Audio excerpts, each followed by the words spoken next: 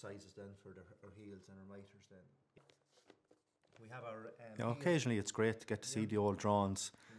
Cormac from the heritage end of it came down today, so it's great to see anything that we might need, additional information that the drawings are there, and Cormac or the engineers bring down drawings as we need them, as we're required to go through just the different information that we can't get from the ground level, that under the water that we don't always see.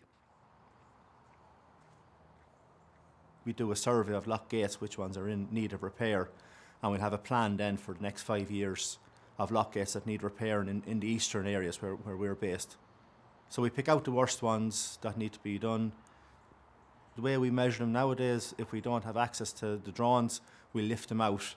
We measure what's in place already, and any adjustments in that need to be made, we can make them from the way the gates are sitting in the water at the time we measure them.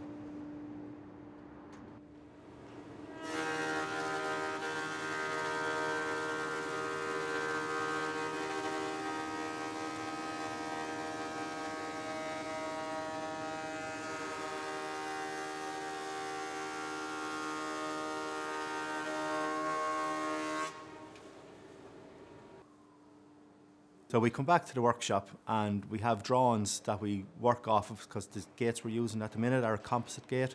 We have a steel core in the middle, surrounded by timber beams on the outsides. So we have to get the steel core in production first, so we use a local supplier. And then in the workshop then we will start working on the timber beams. We have the heels and the miters, the bottom rail, we have our sizes for them, and we'll work on them in the workshop, getting them to size, and when the steel core comes in then we join them all together. The timber we use is Eki. It's from West Africa. We use it, it's so dense that it actually sinks, so when we use it there's a good about 25-year lifespan on it as well, so we hope that it will last as long as the steel lasts.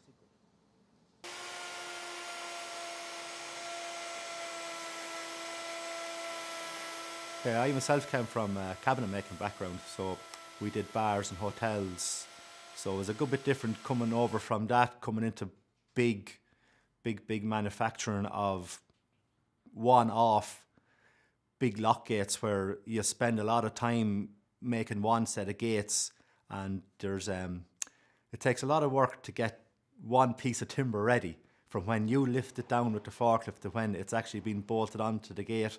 There's a lot of work and a lot of tools to be sharpened, because the timber is so hard, you know, so it's a lot different than my background from where I came from. It's very important to get everything right, because if you plane too much off it, you can't add it back on. So, and if we have to hold the levels for the boaters and keep for the fish, you know, so you can't have a leak on a lock gate. So as big as it is, it's still very, very fine machining at the end of it all. So.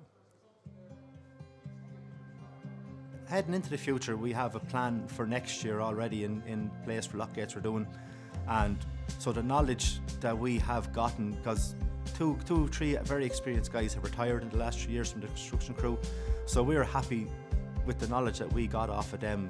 They were so forthcoming with the knowledge that we needed to get to continue doing this work for Waterways Ireland into the future, where we see ourselves based long term as well, and we hope in a few years when we're retiring that we'll pass on knowledge as well, that the guys come behind us, and we're only custodians of the canal really, that our knowledge is all we can pass on to the next crowd.